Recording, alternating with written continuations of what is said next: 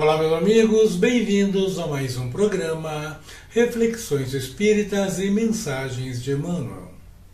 Hoje, em nosso programa de número 34, teremos a 33ª mensagem do livro O Pão Nosso. O título, Trabalhemos Também.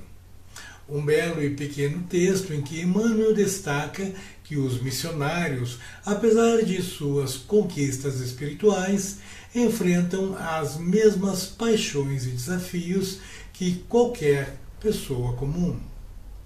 Como sempre, pedimos aguardem um instante para juntos, mais uma vez, compartilharmos deste belo ensinamento e as nossas considerações ao final.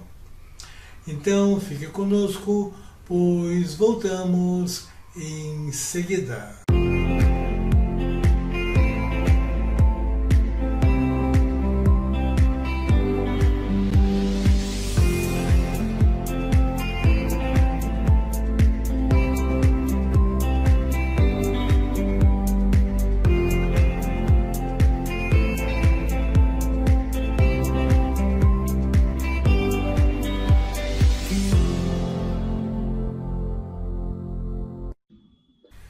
Estamos de volta.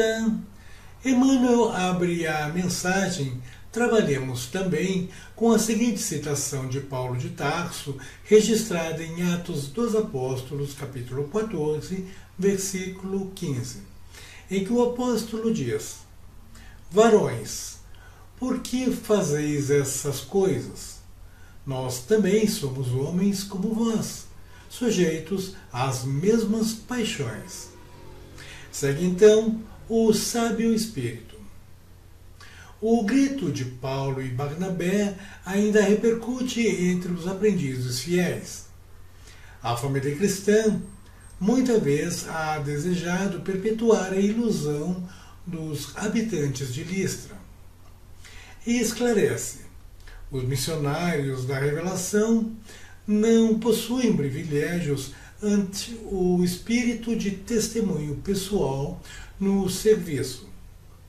As realizações que poderíamos apontar por graça ou prerrogativa especial nada mais exprimem senão o profundo esforço deles mesmos, no sentido de aprender e aplicar com Jesus.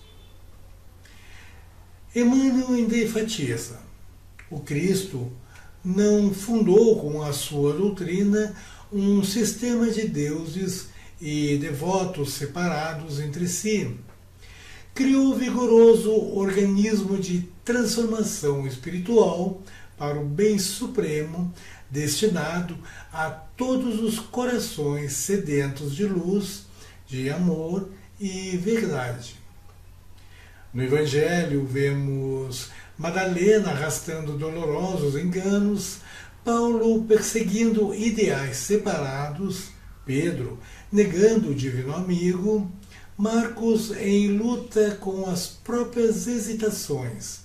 Entretanto, ainda aí, contemplamos a filha de Magdala renovada no caminho redentor, o grande perseguidor convertido em arauto da Boa Nova, o discípulo frágil conduzido à glória espiritual e o companheiro vacilante transformado em evangelista da humanidade inteira. E lembra-nos, o cristianismo é fonte bendita de restauração da alma para Deus. O mal de muitos aprendizes procede da idolatria que se entregam em derredor dos valorosos expoentes da fé viva, que aceitam no sacrifício a verdadeira fórmula de elevação, imaginando-nos em tronos de fantasia e arrojam-se-lhe aos pés, sentindo-se confundidos, inaptos e miseráveis, esquecendo que o Pai concede a todos os filhos as energias necessárias à vitória.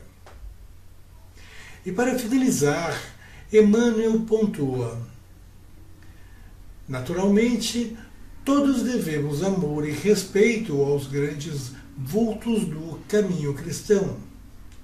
Todavia, por isso mesmo, não podemos olvidar que Paulo e Pedro, como tantos outros, saíram das fraquezas humanas para os dons celestiais e que o planeta terreno é uma escola de iluminação, poder e triunfo sempre que buscamos entender-lhes a grandiosa missão.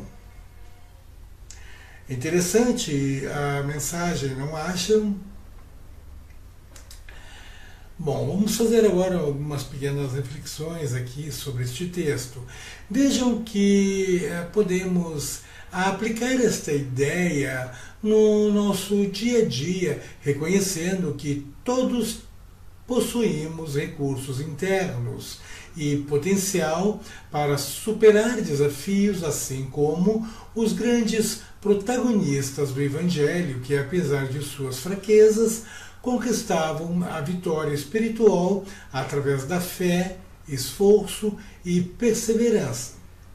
Isso nos incentiva a confiar em nossas capacidades de transformação, valorizando o amor, a dedicação e o esforço constante na nossa caminhada evolutiva, lembrando que o Pai nos concede as energias necessárias para vencer as dificuldades e para progredir espiritualmente. Vejam que, segundo Emmanuel, entender que até os grandes evangelistas enfrentaram fraquezas humanas é fundamental, porque nos humaniza e nos aproxima do caminho de transformação. Essa compreensão reforça que todos, independentemente de sua condição espiritual, estão sujeitos a imperfeições, mas podem superar essas limitações com fé, esforço e busca constante por evolução.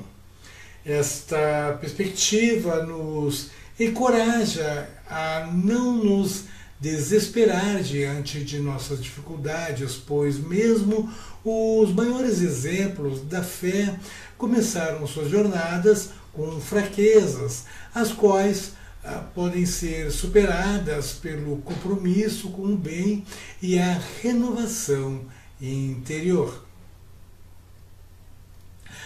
Segue agora, meus irmãos, três questionamentos que, como havia falado e já nas últimas duas mensagens fiz ao final, para que o grupo submeta a discussão, considerações e publique seu pensamento, sua resposta a respeito deles. O primeiro questionamento é o seguinte: como podemos aplicar na prática a compreensão de que até os grandes evangelistas tinham fragilidades humanas, valorizando nossas próprias imperfeições como degraus para o aprendizado e a superação no trabalho diário? O segundo questionamento: de que maneira a aceitação das nossas fraquezas pode fortalecer o nosso compromisso com o esforço contínuo e a transformação pessoal, contribuindo para uma produção de trabalho mais efetivo e consciente? E, por fim, o último questionamento: quais atitudes e hábitos podemos desenvolver para identificar, enfrentar e superar nossas limitações, sustentando uma postura de perseverança e crescimento diante das dificuldades diárias? Bem, meus amigos, ficamos hoje por aqui e desejosos de um excelente domingo, bem como uma abençoada semana a vocês e aos seus. Até!